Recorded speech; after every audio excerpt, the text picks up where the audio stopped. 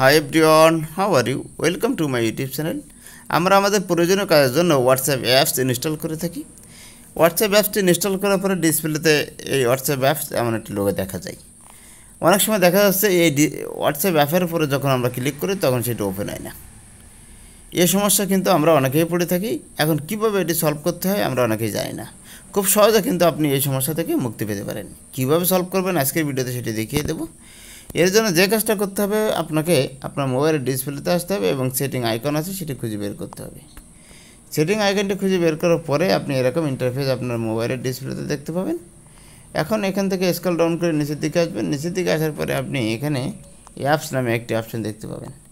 এই অ্যাপসে ক্লিক করে দেবেন। ক্লিক করার পরে এরকম একটা ইন্টারফেস আপনার মোবাইলের ডিসপ্লেতে চলে আসবে। এখান থেকে ম্যানেজ অ্যাপ যে অপশানটা, সেই অপশানে ক্লিক করে দেবেন।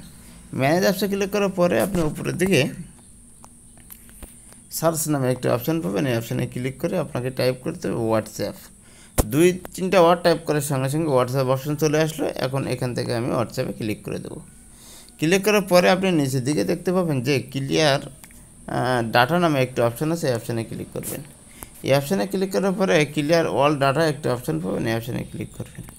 এই অপশানে ক্লিক করার পরে এখানে ওকে দিলে অল ডাটা ক্লিয়ার হয়ে যাবে এবং প্রবলেমটি সলভ হবে ইনশাল্লাহ।